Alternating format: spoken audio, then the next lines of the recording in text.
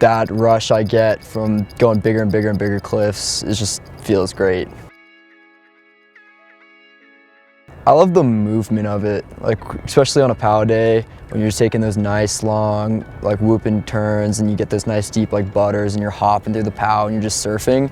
It feels like nothing else.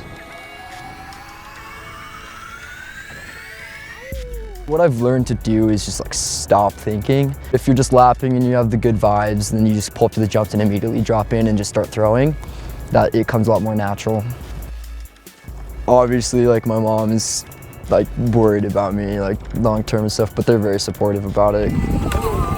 So for Backcountry Club, a lot of the outings we do are pretty low danger, like easy access, like barbecues up at the top of Berthoud. It's pretty low key, but a big part of the club is education. Avalanche education is the biggest thing. Even if you're not necessarily have like your ARI certification or not educated yet, as long as you're with people who are educated and tell you sort of the way to do things, then you come out and have some fun.